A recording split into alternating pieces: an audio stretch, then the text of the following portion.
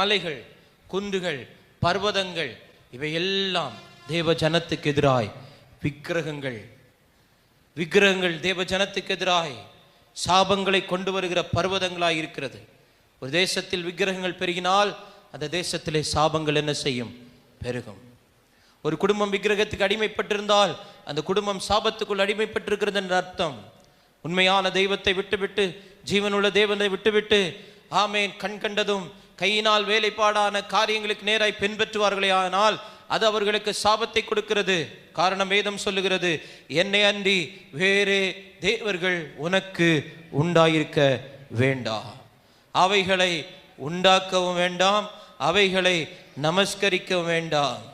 ஏனென்றால் நானே கர்த்தர், என்னை அன்றி வேறு தெய்வன் இந்த உலகத்தில் இல்லை. என்னுடைய மகிமையை விக்கிரகங்களுக்கு கொடேன், என்னுடைய மகிமையை சிலைகளுக்கு கொடேன், என்னுடைய மகிமையை வேறொருவனுக்கும் கொடேன். அவர் தம்முடைய மகிமையை வேறொருவனுக்கும் கொடுப்பதிலே அவர் ஆமேன் விரும்புகிற தெய்வம் அல்ல. மொத்த மகிமையும் அவருக்கே உரித்தாக வேண்டும். இதை மீறி என்ன நடந்தாலும் அது பர்வதம், அது சாபத்தை கொண்டு வருகிற பர்வதம். இந்த பூமி வெந்து உருகி சாம்பலாய் மாறும். இன்னைக்கு காணப்படுகிற மலைகள், காணப்படுகிற குன்றுகள், லட்சக்கணக்கான ஜனங்கள் மலைகளை தேடி போகிறார்களே, அங்கே சந்தோஷம் இன்னைக்கு ஆர்ப்பரித்து கொட்டுகிறதா இருக்கிறது. ஆனால் ஒரு நாள் விசாரிக்கும் போது அங்கே சந்தோஷம் இல்லை என்கிற செய்தி வரும், அங்கே போவது வீண் என்கிற செய்தி வரும். சாபங்களை கொண்டு வரும் பர்வதங்கள் எல்லாம் உருகி போகும். அல்லேலூயா.